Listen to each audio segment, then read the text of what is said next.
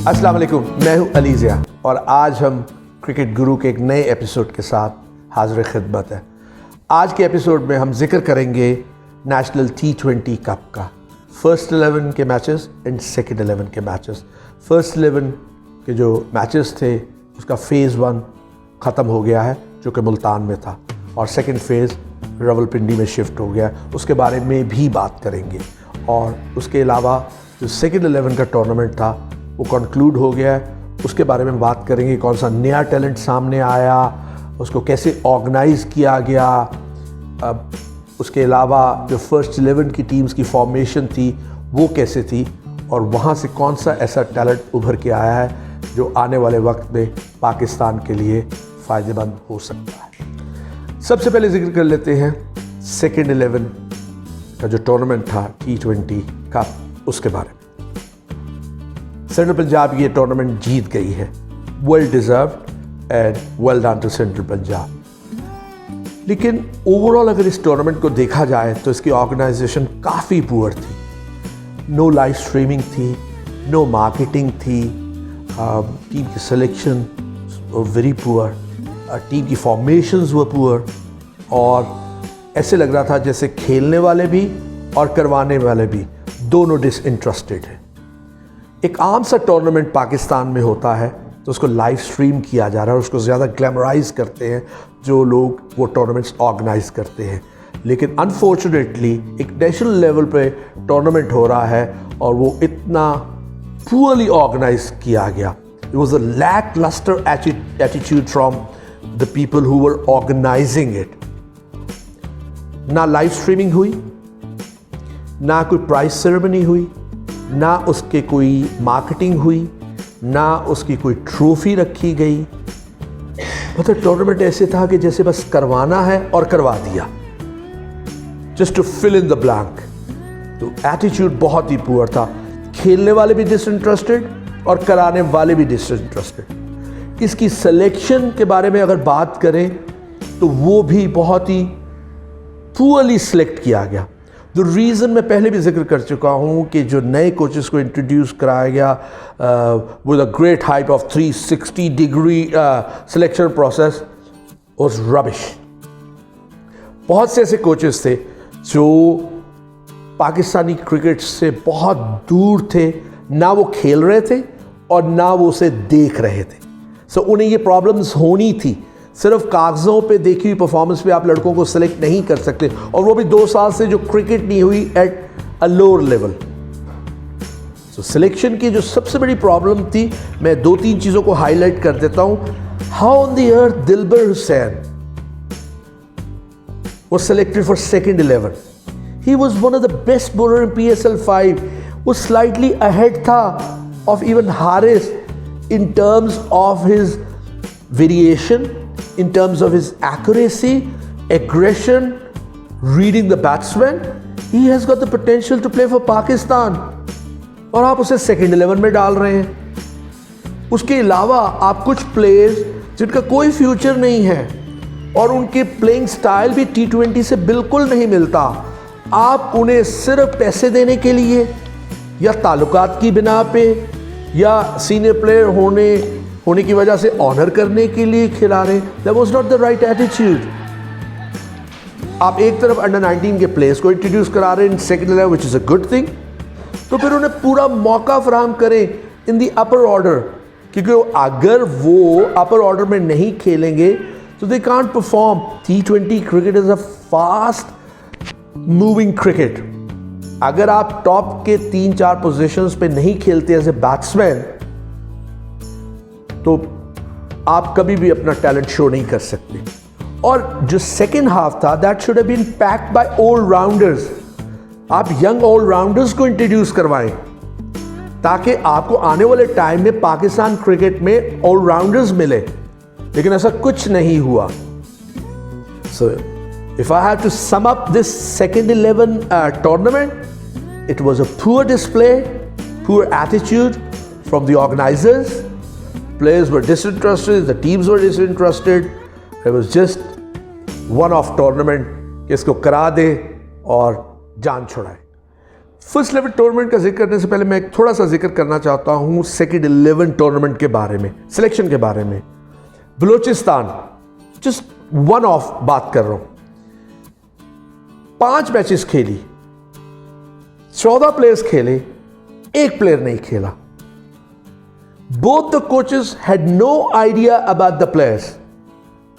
हयातुल्लाह 3 साल पहले पाकिस्तान ए को रिप्रेजेंट कर रहा था, वर्ल्ड कप खेला है, अंडर 19 को रिप्रेजेंट किया है, and he was the only one who did not play a single game. वो आप 3 मैच हारे हुए हो, why wouldn't you play the 15th player also? Second 11 tournament का मकसद था कि जितने भी प्लेयर्स हैं आप उन्हें मौका तो फराहम करें, तो तब आपको पता चलेगा कि किस प्लेयर में कितना पोटेंशियल है।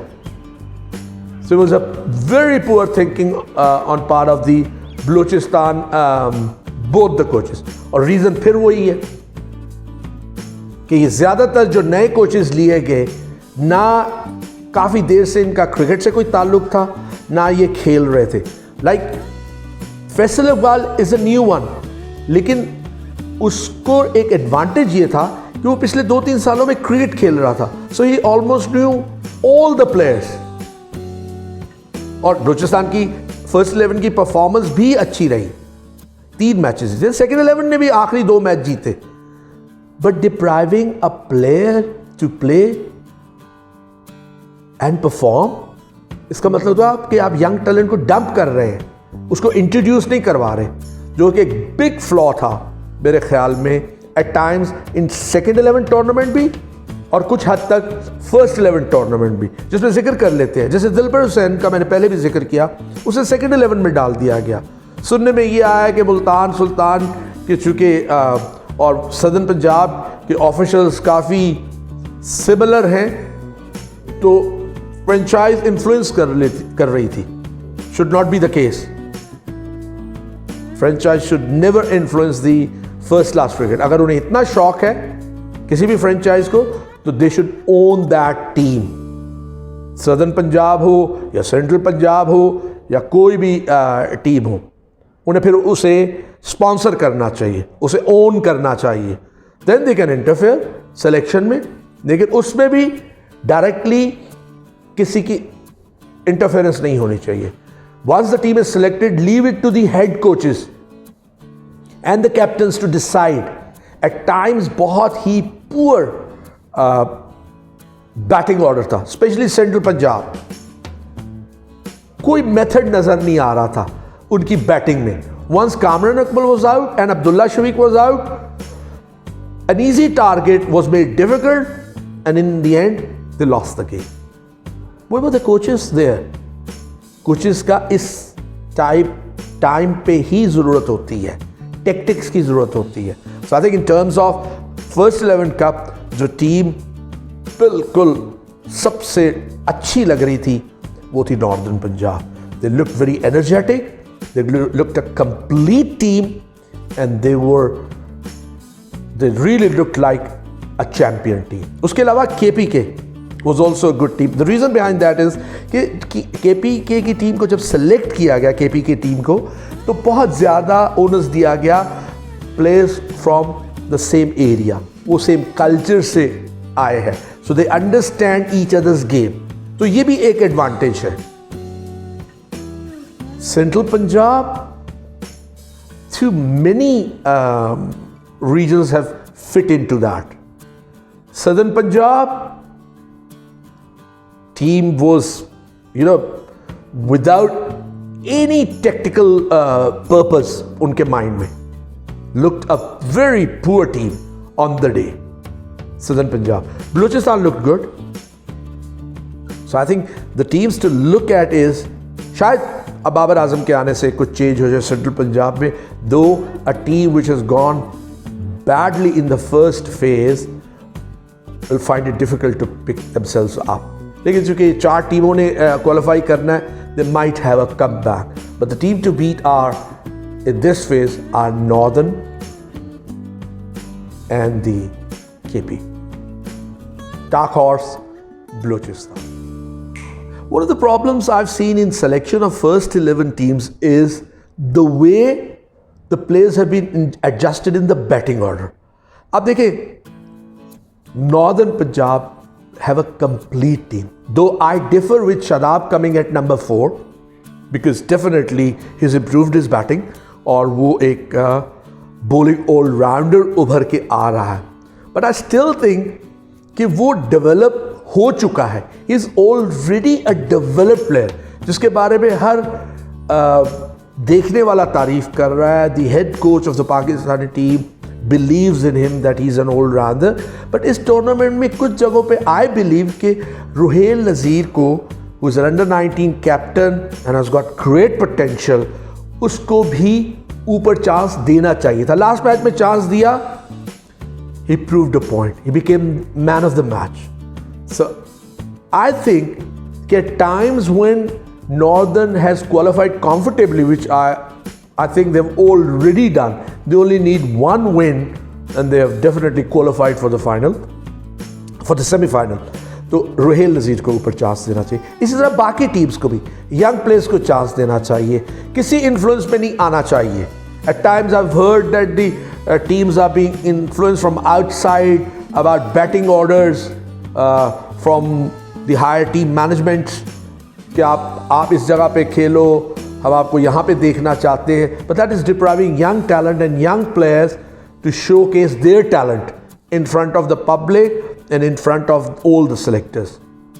So I think the head coaches का जो system of being selectors under the national coach, in my opinion, was a bad system, and I still believe in it. It is a tried and tested system which should be abolished as per Pakistan cricket dynamics, and there should be neutral selectors, and head coaches should have nothing to do with that.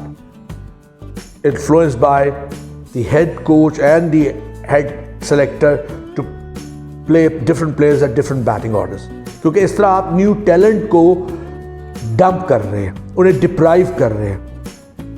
At times आप सब लोगों ने सुना कासिम अकरम, a very talented, yes he is very talented, but batting at number 7-8, एक batsman 7वें 8वें number पे जाके क्या करेगा? In T20, it is tough for a batsman if he is not batting in the top 4 to showcase his talent. जैसे कि आपने देखा अब्दुल्ला शफीक, ज़ीशान मलिक, हैदर अली, ये सब अपर ऑर्डर में खेल रहे हैं and they are showing their talent. इसी तरह बाकी टीम्स को भी चाहिए कि वो अपने यंग प्लेयर्स को थोड़ा सा ऊपर खिलाएं. People who are already playing for Pakistan, yes, आप टूर्नामेंट जीतना चाहते हैं, आप मैचेस जीतना चाहते हैं, बट आप एक बैलेंस क्रिएट कर सकते हैं एट टाइम्स कि आप यंग टैलेंट को ऊपर भेज के न्यू टैलेंट को अपने आप को शोकेस करने का मौका फराहम करें. फाइनली थोड़ा सा जिक्र कर लेते हैं द वे PSL में प्लेयर्स को सिलेक्ट किया जाता है and the way players are selected in IPL. Obviously IPL और PSL में दोनों में जो प्लेयर्स को सिलेक्ट किया जाता है on the performance of their national T20 tournaments. IPL में आप देखें तो हर साल बहुत ही अच्छा टैलेंट इंट्रोड्यूस होता है और स्ट्रेट अवे वो टैलेंट क्लेम करता है to become national players playing for India very soon. वो अपने अंडर 19 प्लेयर्स को बहुत ज़्यादा अपर ऑर्डर में इंट्रोड्यूस करवाते हैं और उन्हें पूरा मौका फराहम करते हैं कि वो अपने टैलेंट को दिखाएं अपनी परफॉर्मेंसेस से. अनफॉर्चुनेटली इन पाकिस्तान ऐसा नहीं होता. हमारे नेशनल T20 कप में जो हमारे अंडर 19 के प्लेयर्स हैं, जो नया टैलेंट है, उसे बहुत कम मौका फराहम किया जाता है इन दी टॉप ऑर्डर. और जब वो PSL में भी जाते हैं तो वहाँ पे ज़्यादातर फॉरेन प्लेयर्स और द प्लेयर्स जो ऑलमोस्ट पाकिस्तान के लिए खेल रहे होते हैं, वेदर वो T20 में खेल रहे हैं या नहीं, लेकिन चूँकि पाकिस्तान को रिप्रेजेंट कर रहे हैं इन वनडे और इन टेस्ट क्रिकेट, तो वो उनकी जगह ले लेते हैं. तो हमारे यहाँ इसलिए नया टैलेंट उतना ज़्यादा सामने नहीं आता जितना IPL में आता है. और इसका एक और बड़ा सिंपल रीज़न है क्योंकि पिछले 4-5 PSL को अगर आप देखें तो इसमें बहुत से ऐसे प्लेयर्स थे जो अपनी एक्सपायरी डेट पर पहुंच चुके थे, but still having a lot of runs behind them, वो पीएसएल में अपर ऑर्डर्स में खेल रहे थे। जब तक ये चलता रहेगा हम अपने बहुत से टैलेंट को खोते रहेंगे। ज़रूरत इस चीज़ की है कि अब हम जब भी पीएसएल हो और नेशनल T20 कप्स हो तो हम अपने जो अंडर 19 के प्लेयर से खेले हुए हैं और उनमें हमें टैलेंट लगता है और उन्हें परफॉर्मेंस दी है, उन्हें हम सामने लाएं, उन्हें मौका फराहम करें कि वो अपनी एबिलिटी शो करें और परफॉर्मेंस दें। क्योंकि पाकिस्तान को पिछले कुछ सालों में मेरे ख्याल में अगर कुछ थोड़ा सा नुकसान हुआ है इन इंट्रोड्यूसिंग न्यू टैलेंट या ज़्यादा टैलेंट, तो वो ये था कि a lot of Pakistani players played long enough, जबकि वो ऑलरेडी अपनी एक्सपायरी डेट क्रॉस कर चुके थे। अल्लाह हाफ़िज़।